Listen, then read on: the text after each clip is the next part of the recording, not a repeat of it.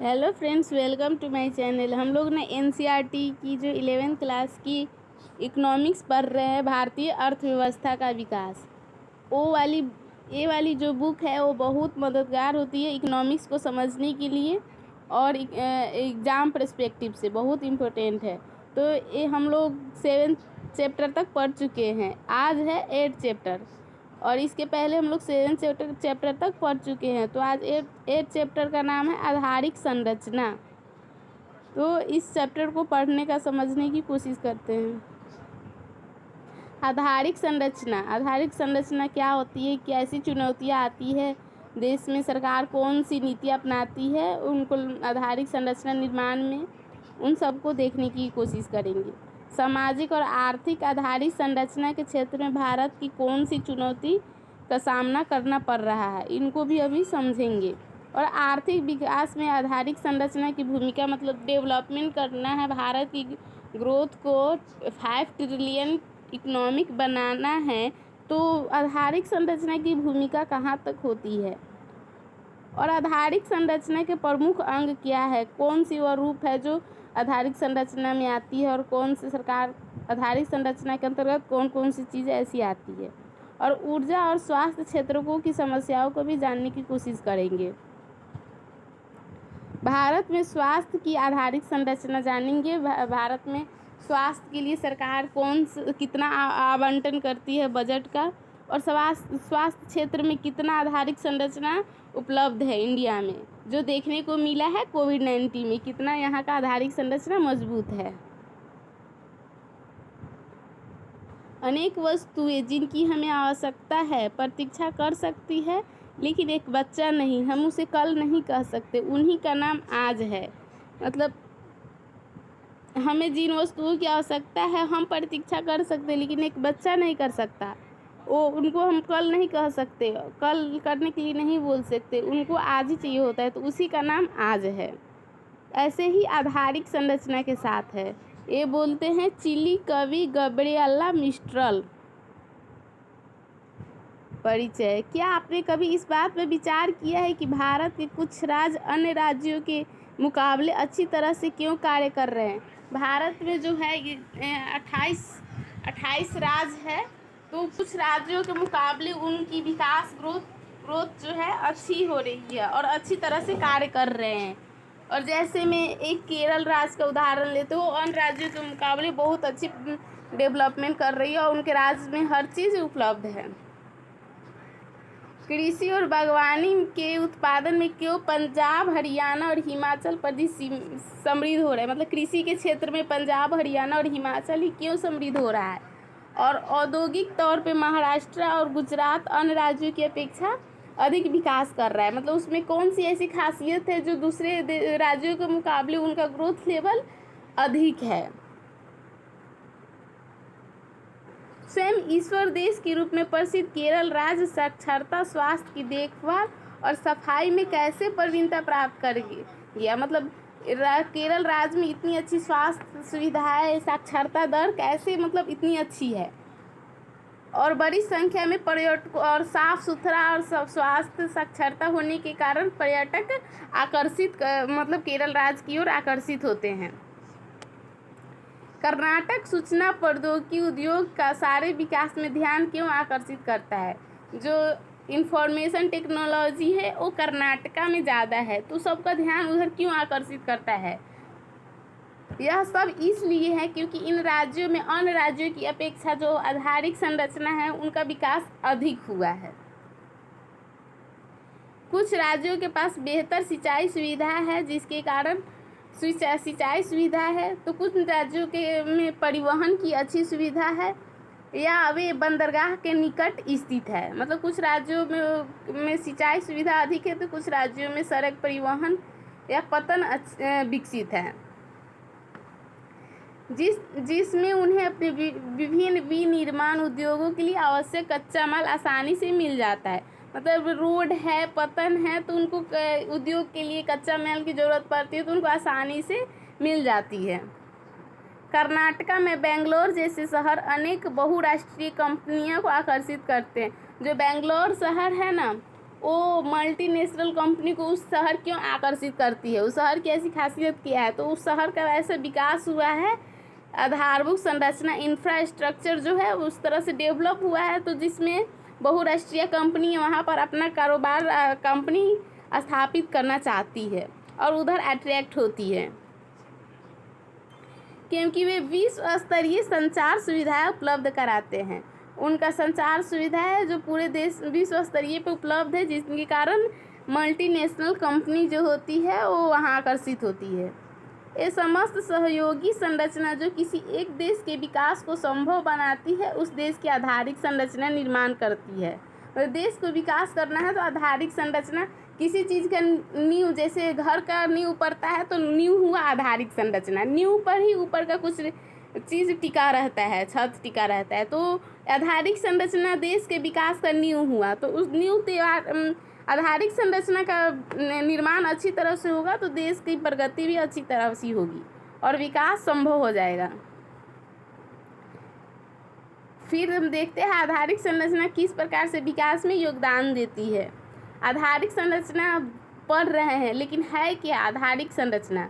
तो आधारिक संरचना औद्योगिक और कृषि उत्पादन, घरेलू और विदेशी व्यापार और वाणिज्य के प्रमुख क्षेत्रों में सहयोगी, मतलब सभी क्षेत्रों में यह सहयोग करती है। आधारिक संरचना का विकास होगा तो औद्योगिक, कृषि, घरेलू, विदेशी व्यापार, वाणिज्य हर क्षेत्र में यह सहयोग करती है। इन औद्योगिक संरचना में सड़क आ गया, रेल, बंदरगाह, हवाई अड्डे, बांध, बिजली घर, तेल और गैस पाइपलाइन, दूर संचार सुविधाएं, स्कूल, कॉलेज सहित शैक्षिक संस्थाएं, स्वास्थ्य सुविधाएं इत्यादि को आधारिक संरचना कहते हैं। आधारिक संरचना की प्रासंगिकता क्या है, मतलब उनका इम्पोर्टेंस क्या है आधारिक संरचना का? तो आधारिक संरचना ऐसी सहयोगी प्रणाली है जिस पर आधुनिक औद्योगिक अर्थव्यवस्था की कार्यकुशल कार्यप्रणाली निर्भर करती है। तो वो हर क्षेत्र में अपना योगदान देती है। आधुनिक कृषि भी बीजों, कीटनाशकों, दवा और खाद के तीव्र और बड़े पैमानों पर परिवहन के लिए इस पर निर्भर करती है। मतलब कृषि का विकास करना है तो आधुनिक अच्छी किस्म की बीज लाना होगा, कीटनाशक, दवाई, खाद इत्यादि कृषि में लगाना होगा। तो इसके लिए परिवहन होगा तो भी यह सुनिश्चित हो पाएगा। तो इसके लिए आधारिक संरचना का निर्माण आवश्यक है। इसके लिए यह आधुनिक सड़कों, रेलों और जहाजी सुविधाओं का उपयोग करती हैं। वर्तमान समय में कृषि को बहुत बड़े पैमाने पर कार्य करने की आवश्यकता के कारण बीमा और बैंकिंग सुविधाओं का, मतलब आधारिक संरचना में बीमा और बैंकिंग सुविधाओं में आती है, तो उन पर भी निर्भर रहना पड़ता है। तो वो सब विकसित होगा तो कृषि भी विकसित होगी। सब इंटर रिलेटेड है, मतलब आधारिक संरचना तो मेन है, उन्हीं से सब चीज़ टिका हुआ है। आधारिक संरचनात्मक सुविधाएं एक देश के आर्थिक विकास में उत्पादन के तत्वों की उत्पादकता में वृद्धि करके उनकी जनता के जीवन की गुणवत्ता में सुधार करके अपना योगदान करती है। मतलब संरचनाएं होगी तो उनके उत्पादन की उत्पादकता भी बढ़ाएगी, पहले से उनका उत्पादन गुणवत्ता भी बढ़ेगी, उत्पादकता भी बढ़ेगी और सभी लोगों को सुविधाएं उपलब्ध कराएगी।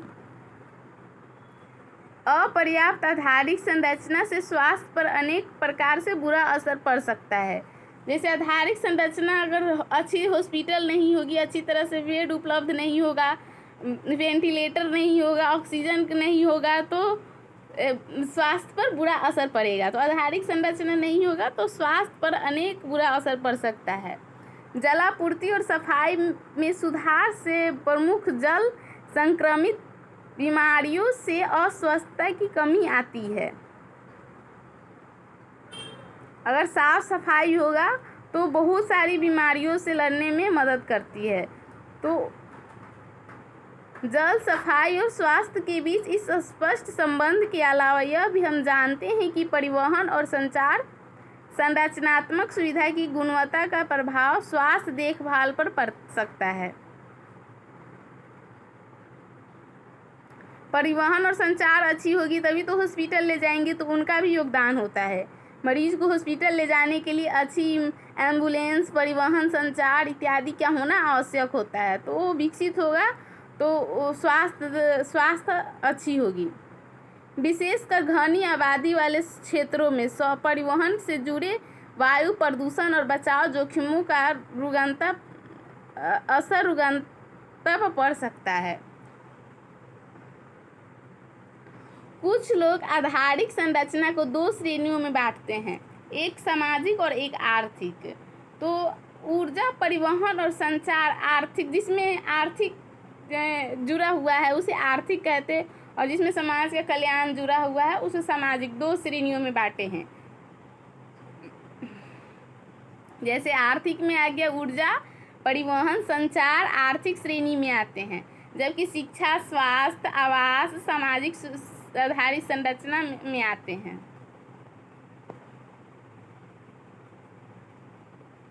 उपयोग करते ईंधन, जल और अन्य बुनियादी आवश्यकताओं के लिए उन्हें दूर दूर तक जाना पड़ता है। आधारिक संरचना की स्थिति है टॉपिक। पारंपरिक रूप से भारत में आधारिक संरचना को विकसित करने का पूरा उत्तरदायित्व, मतलब यहाँ पर अगर देश का आधारिक संरचना को विकास करना है तो इसके लिए कौन जिम्मेदार है, तो वो है सरकार।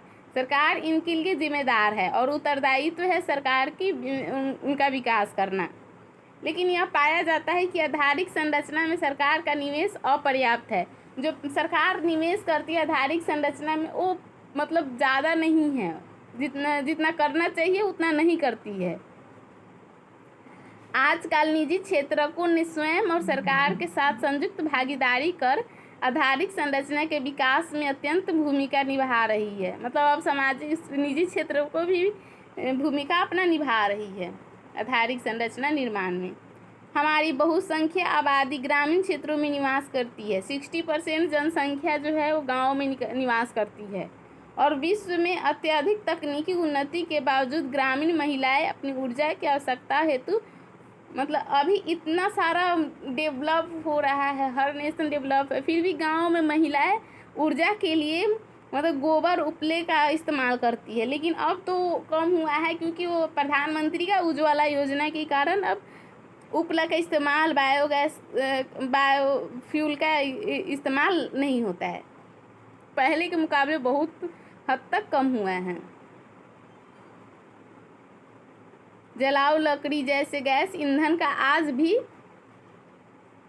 उपयोग करती है। ईंधन, जल और अन्य बुनियादी आवश्यकताओं के लिए उन्हें दूर दूर जाना पड़ता है। मतलब लकड़ी के लिए, जल के लिए और कुछ और सामान के लिए उन्हें बहुत दूर दूर तक जाना पड़ता है। 2011 की जो जनगणना के आंकड़े बताते हैं कि ग्रामीण भारत में केवल 56% परिवारों में बिजली सुविधा है। 2011 की जनगणना से 56% जो गांव है उनमें बिजली है, जबकि 43% परिवारों आज भी मिट्टी के तेल का प्रयोग होता है।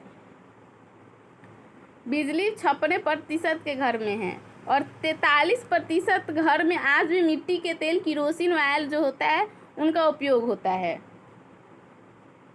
ग्रामीण क्षेत्र में लगभग 85% परिवार खाना बनाने में जैव ईंधन का इस्तेमाल करते हैं, जैसे लकड़ी, गोबर, उपला, लकड़ी बीन कर लाते हैं, उनका इस्तेमाल होता है 85% परिवार के खाना बनाने में। केवल 31% ग्रामीण परिवारों में लोगों को नल का पानी उपलब्ध है। ये तो पहले का आंकड़ा है पर अभी बदल गया होगा, क्योंकि अब नल, हर घर नल का जल जो योजना चल रही है और हर गांव में नल का पानी पहुंचाया जा रहा है। तो पहले का आंकड़ा है, इसमें दिया हुआ है 31% ग्रामीण परिवारों में लोगों को नल का पानी उपलब्ध है। लगभग 69% लोग कुआं, टैंक, तालाब, झरना, नदी, नहर आदि से पानी प्राप्त करते हैं।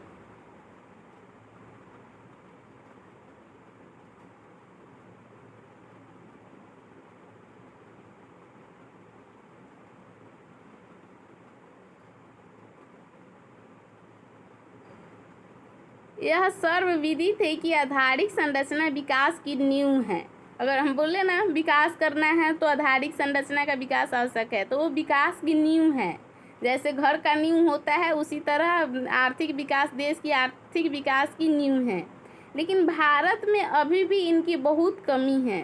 भारत आधारिक संरचना पर अपने सकल घरेलू उत्पाद का मात्र 30% निवेश करता है।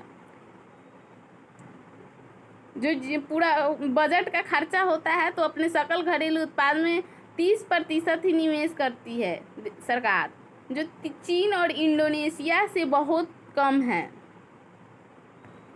कुछ अर्थशास्त्रियों ने अनुमान लगाया है कि अब से कुछ दशकों के बाद भारत विश्व की तीसरी बड़ी अर्थव्यवस्था होगी। हम लोग तीसरी बड़ी अर्थव्यवस्था बनने जा रहे हैं, लेकिन आधारिक संरचना में निवेश 30% मात्र है। भारत को आधारिक संरचना सुविधाओं में निवेश को बढ़ाना होगा। किसी भी देश में आय की वृद्धि के साथ साथ आधारिक संरचना महत्वपूर्ण भूमिका निभाता है। अल्प आय वाले देशों के लिए सिंचाई, परिवहन और बिजली जैसे बुनियादी आधारिक संरचना सेवाएं अधिक महत्वपूर्ण है। मतलब जो अल्प आय वाले देश हैं उनके लिए सिंचाई सुविधा उपलब्ध होना चाहिए, परिवहन, बिजली जैसे बुनियादी जो आधारिक संरचना सेवाएं होती है वो महत्वपूर्ण होती है अल्प आय वाले देशों के लिए। जैसे जैसे अर्थव्यवस्था आगे बढ़ती है और परिपक्व होती है, उनकी बुनियादी उपयोग की मांग भी अधिक होती है। अर्थव्यवस्था में कृषि की हिस्सेदारी कम होती है। देश का विकास होता है तो कृषि का विकास माना जाता है, कृषि में लगे हिस्सेदारी कम होता है और लोग सेवा क्षेत्र से संबंधित आधारिक संरचना की आवश्यकता पड़ती है। यही कारण है कि उच्च आय वाले देशों में बिजली और दूरसंचार की आवश्यक आधारिक संरचना का हिस्सा अधिक होता है। अल्प आय वाले हैं तो कृषि में अधिक लोगों की भागीदारी होगी, तो उनके लिए कृषि के लिए सिंचाई, बिजली, सड़क इत्यादि की आधारिक संरचना की आवश्यकता होती है। जब देश आर्थिक विकास की ओर अग्रसर हो रहा है, परिपक्व हो रहा है, तो सेवा क्षेत्र, कृषि से हटकर सेवा क्षेत्र की ओर लोग जाते हैं, तो उनके लिए दूसरी आधारिक संरचना का चाहिए होगा, तो उनके लिए बिजली और दूरसंचार इत्यादि आधारिक संरचना हो जाता है। अतः आधारिक संरचना का विकास और आर्थिक विकास साथ साथ होते हैं। आधारिक संरचना का विकास और आर्थिक विकास दोनों साथ साथ होंगे। काफ़ी हद तक कृषि सिंचाई सुविधाओं के पर्याप्त विकास और विस्तार पर निर्भर करती है। औद्योगिक प्रगति बिजली उत्पादन, परिवहन और संचार के विकास पर निर्भर करती है। अगर मतलब सिंचाई में विकास करना है तो उनके लिए कृषि इत्यादि में विकास करना होगा, कृषि में सिंचाई इत्यादि में विकास करना होगा। और औद्योगिक क्षेत्र में प्रगति चाहते हैं तो बिजली, परिवहन, संचार इत्यादि का विकास करना होगा। यह स्पष्ट है कि यदि आधारिक संरचना की ओर उचित ध्यान नहीं दिया गया तो इसे आधारिक संरचना अभी सरकार नहीं विकसित करेगी तो उन्हीं को लाभ मतलब आर्थिक विकास में बहुत रुकावटें आएगी। इस चैप्टर में हम लोग 2 प्रकार के आधारिक संरचनाओं की ओर होगा जानेंगे, जिनका संबंध ऊर्जा और स्वास्थ्य से है। 2 प्रकार के आधारिक संरचना, एक ऊर्जा और दूसरा स्वास्थ्य, ये दोनों आधारिक संरचना को पढ़ेंगे। ऊर्जा, हमें ऊर्जा की आवश्यकता क्यों पड़ती है, किन स्वरूपों में यह उपलब्ध है, मतलब ऊर्जा की आवश्यकता क्यों पड़ती है और ये किन स्वरूपों में ऊर्जा हमारे पास उपलब्ध है। किसी राष्ट्र की विकास प्रक्रिया में ऊर्जा का कौन सा योगदान होता है और वो मतलब उनका ऊर्जा का उपयोग किस क्षेत्र में होता है। साथ ही उद्योगों के लिए देश की विकास प्रक्रिया में ऊर्जा का एक महत्वपूर्ण स्थान है। साथ ही उद्योगों के लिए भी एक महत्वपूर्ण अनिवार्य है। अब इसका कृषि और अन्य संबंधित क्षेत्रों जैसे खाद्य, कीटनाशक और कृषि उपकरणों के उत्पादन और यातायात में उपयोग भारी स्तर पर हो रहा है। ऊर्जा का उपयोग हर सेक्टर में हो रहा है, किसी को मतलब हर चीज़ में ऊर्जा की ज़रूरत पड़ती है। घरों में इसकी आवश्यकता भोजन बनाने, घरों को प्रकाशित करने और गर्म करने के लिए होती है। घर में ऊर्जा की आवश्यकता कहाँ होती है, तो लाइट हो गया तो घर को प्रकाशित करने के लिए ऊर्जा की आवश्यकता हुई, यातायात में ऊर्जा की आवश्यकता हुई, भोजन बनाने में ऊर्जा की आवश्यकता हुई। और क्या आप ऊर्जा के बिना किसी वस्तु के उत्पादन या सेवा का कल्पना कर सकते हैं। ऊर्जा के स्रोत क्या क्या है उनके बारे में देखते हैं।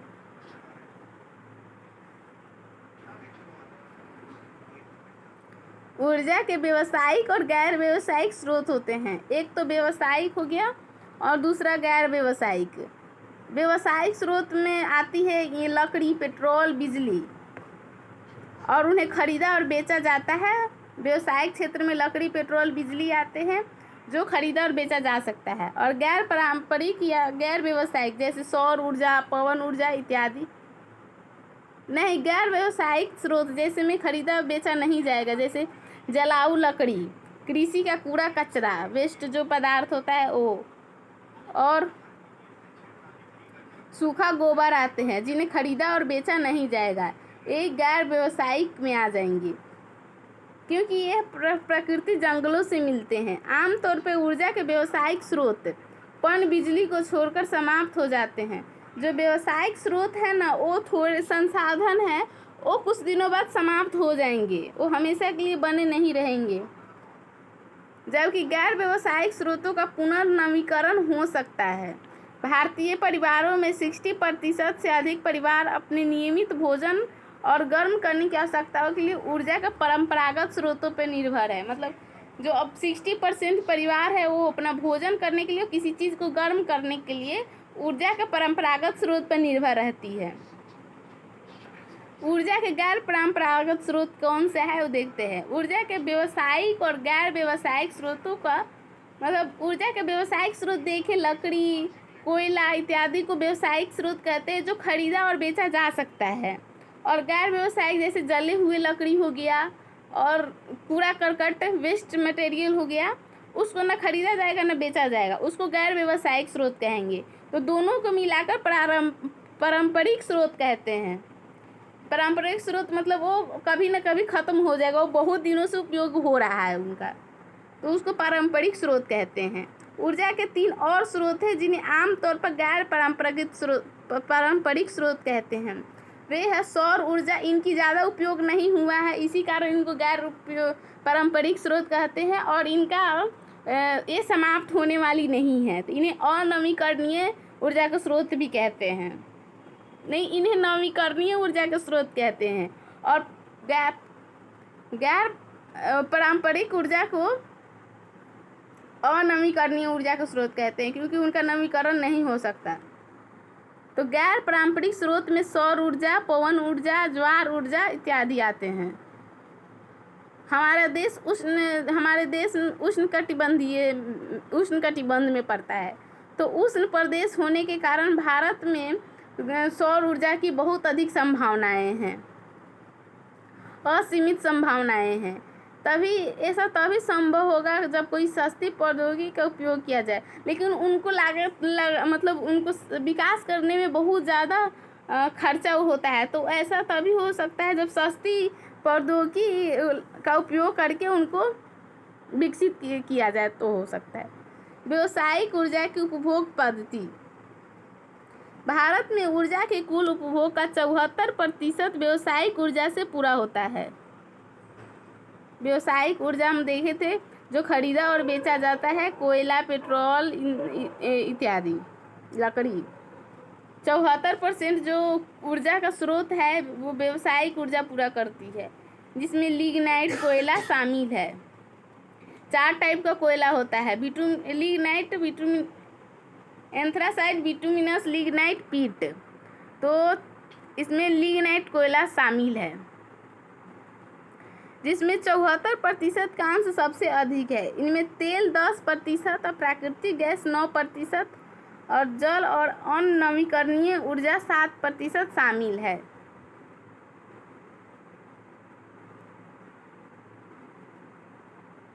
जलाऊ लकड़ी, गाय का गोबर और कृषि का कूड़ा कचरा आदि गैर व्यावसायिक ऊर्जा के स्रोत का उपयोग भारत में कुल ऊर्जा का 26% से ज़्यादा है। व्यावसायिक 74% और गैर व्यावसायिक 26% ऊर्जा का स्रोत है। भारत में ऊर्जा क्षेत्र की एक महत्वपूर्ण विशेषता है जिसका अर्थव्यवस्था से भी संबंध है कि हमें पेट्रोल और पेट्रोलियम उत्पादों के हमारे यहाँ सबसे ज़्यादा जो आयात होता है वो पेट्रोलियम की होती है। तो आया हम लोग को पेट्रोल के लिए आयात पर निर्भर रहना पड़ता है। तो ऊर्जा का स्रोत अगर विकल्प यहाँ ऊर्जा के लिए दूसरा स्रोत बनता है तो आयात कम होगी, तो इसमें देश को लाभ होगा और हमें आयात पर निर्भरता कम करेगी। व्यावसायिक ऊर्जा के उपयोग की क्षेत्रवार पद्धति दी गई है 8.2 सारणी में देखेंगे। और 1953-54 में परिवहन क्षेत्रक व्यावसायिक ऊर्जा का सबसे बड़ा उपभोक्ता था। 1953-54 में जो गाड़ियाँ चलती थी वो व्यावसायिक ऊर्जा से चलती थी, जैसे पेट्रोलियम, कोयला इत्यादि से। और लेकिन अभी तो बहुत उनके परिवहन क्षेत्र में गिरावट आ रही है। अभी तो इलेक्ट्रिक व्हीकल मतलब अब उनका निर्माण हो रहा है, अब वो चलेगी, तो अब कम हो रही है। हमें व्यावसायिक ऊर्जा से परिवहन में व्यावसायिक ऊर्जा का उपभोग में गिरावट आ रही है। कृषि तथा अन्य क्षेत्रक उपयोग में वृद्धि हो रही है। समस्त व्यावसायिक ऊर्जा उपयोग में तेल और गैस का अंश सबसे ज़्यादा, जो व्यावसायिक ऊर्जा का स्रोत है वो तेल और गैस है। आर्थिक विकास की तीव्र दर के साथ साथ ऊर्जा के उपयोग में भी वृद्धि हुई है। मतलब आर्थिक विकास तीव्र हो रहा है तो उसके साथ ऊर्जा का भी तीव्र उपभोग हो रहा है, उपयोग हो रहा है। विद्युत ऊर्जा के बारे में देखते हैं। ऊर्जा का दृष्टिगोचर रूप जिसे प्रायः आधुनिक सभ्यता की प्रगति का घोतक माना जाता है। विद्युत ऊर्जा जिसमें बिजली आती है। किसी देश के आर्थिक विकास को निर्धारित करने वाली आधारिक संरचना में बिजली का अत्यंत महत्वपूर्ण योगदान होता है। मतलब बिजली का आधारिक संरचना और देश के विकास के लिए बहुत महत्वपूर्ण योगदान होता है। प्रायः बिजली की मांग की अभिवृद्धि दर सकल घरेलू उत्पाद दर से ऊंची होती है। जीडीपी से भी इनकी मांग जो होती है वो अधिक होती है। अध्ययनों से पता चलता है कि 8% प्रति वर्ष सकल घरेलू उत्पाद प्राप्त करने के लिए बिजली की पूर्ति में अभिवृद्धि का प्रति वर्ष दर लगभग 12% होना चाहिए।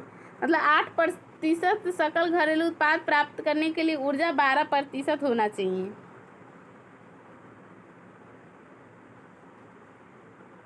अधिक विद्युत का उत्पादन परमाणु स्रोत और कुछ अन्य वस्तुओं द्वारा किया जाए, जैसे पर्यावरण और धारणीय मतलब ऊर्जा का ज़्यादा आवश्यकता है तो उनके लिए विकल्प ढूंढना होगा। तो उनके लिए परमाणु स्रोत हम लोग परमाणु स्रोत से बिजली उत्पन्न कर सकते हैं और पर्यावरण और के साथ हो मतलब पर्यावरण हितैषी होगा और धारणीय विकास में मदद करेगी। भारत में 2018 में कुल बिजली उत्पादन क्षमता का लगभग 82% उत्पादन तापीय स्रोत से हुआ। 82% तापीय स्रोत से हुआ।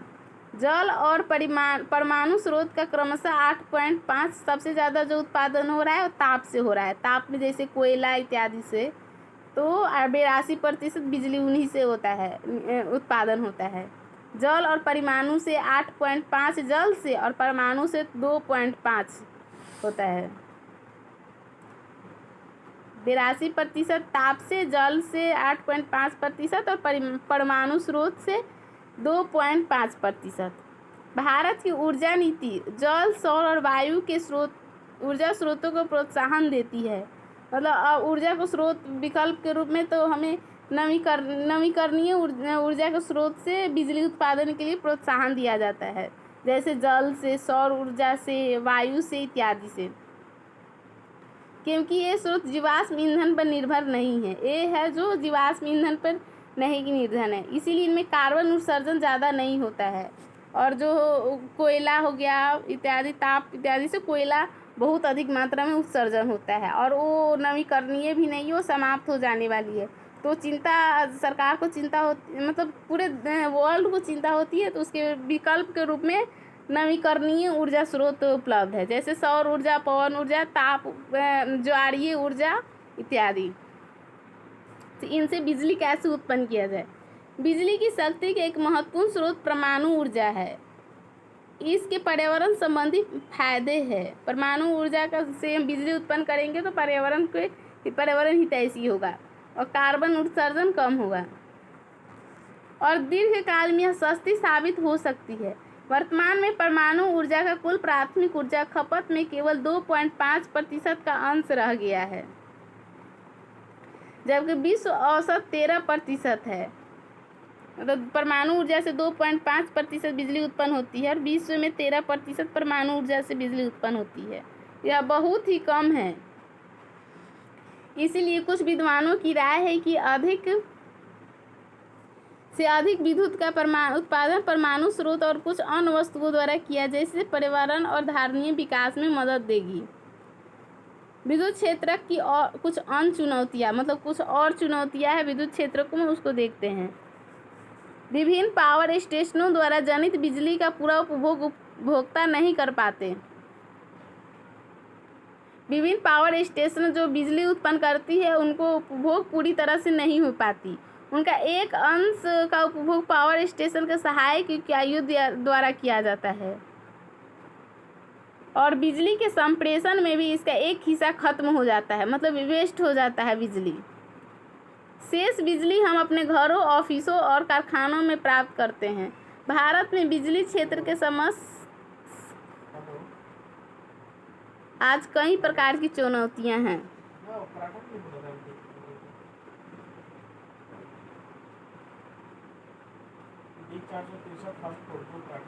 भारत की वर्तमान बिजली उत्पादन क्षमता उच्चारण आर्थिक क्षमता अभिवृद्धि के लिए पर्याप्त नहीं है। मतलब हम लोग आर्थिक रूप से इतने निर्भर नहीं है कि इतना अच्छी तरह से बिजली प्राप्त कर सके। भारत की व्यावसायिक ऊर्जा पूर्ति 7% दर से बढ़ने की आवश्यकता है। वर्तमान में भारत प्रति वर्ष 20,000 मेगावाट नई क्षमता जोड़ पाता है। यहाँ तक कि स्थापित क्षमता का भी अल्प उपयोग होता है, क्योंकि बिजली घर को उचित तरीके से नहीं चल पाते हैं। राज्य विद्युत बोर्ड जो विद्युत वितरण करते हैं वो भी उनकी भी हानि हो रही है। 20,000 करोड़ से ज़्यादा उनकी हानि हुई है।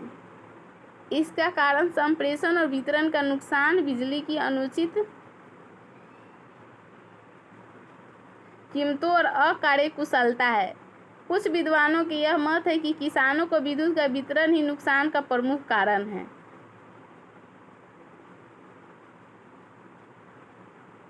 कुछ क्षेत्रों में बिजली की चोरी भी होती है, जिसके कारण और नुकसान होता है।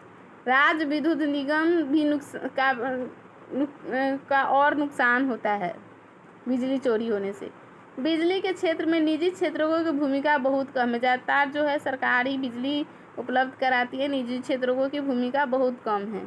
और विदेशी निवेश का भी यही हाल है, मतलब विदेशी निवेश भी कम होता है। भारत के विभिन्न भागों में बिजली की ऊंची दरों और लंबे समय तक बिजली गुल होने के आमतौर पर जनता में असंतोष है।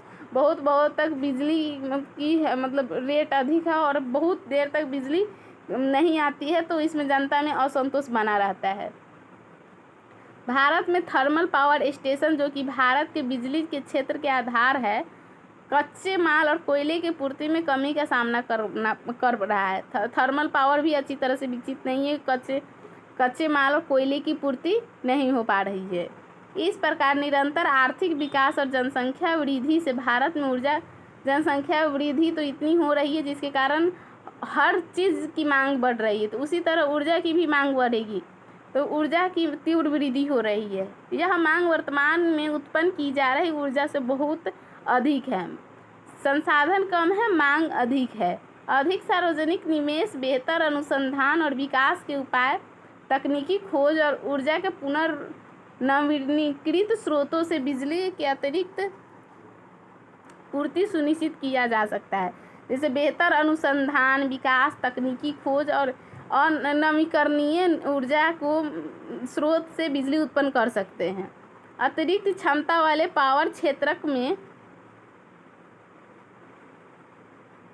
निवेश के बावजूद सरकार पावर क्षेत्रों के सरकार को बिजली क्षेत्र को निजीकरण भी करना चाहिए, तो निजीकरण के लिए सहमत हुई है, और खासकर वितरण के मामले में और उच्च कीमतों पर बिजली आपूर्ति की स्वीकृति दी, जिसका कुछ खास वर्गों पर बहुत असर पड़ा। मतलब सरकार बिजली को निजीकरण कर रही है, जिसके और उच्च निजीकरण होगा तो अपने फ़ायदे के लिए ही सोचेगा, तो कुछ लोगों पर इसका बहुत बड़ा असर पड़ रहा है। क्या आप सहमत हैं कि यह सही नीति है? मतलब सरकार जो बिजली क्षेत्र का निजीकरण कर रही है वो सही है, और क्यों सही है? आपको चर्चा करने के लिए बोल रहे हैं। ऊर्जा आधारित संरचना में हम लोग ऊर्जा के विषय में चर्चा कर चुके हैं। और स्वास्थ्य के बारे में देखते हैं। स्वास्थ्य से हमारा मतलब केवल बीमारियों का होना ही नहीं है, बल्कि यह अपनी कार्य क्षमता प्राप्त करने की योग्यता भी है। अच्छी स्वास्थ्य रहेगी तभी कार्य क्षमता प्राप्त होगी। तो सिर्फ बीमारी ही होगा तो ये नहीं मानेंगे, मतलब स्वास्थ्य केवल बीमारियों का होना नहीं है। मतलब स्वास्थ्य होने का मतलब कार्य क्षमता भी हो रही है और उनमें योग्यता है कोई काम में करने की। किसी भी सुख समृद्धि का मापदंड है स्वास्थ्य।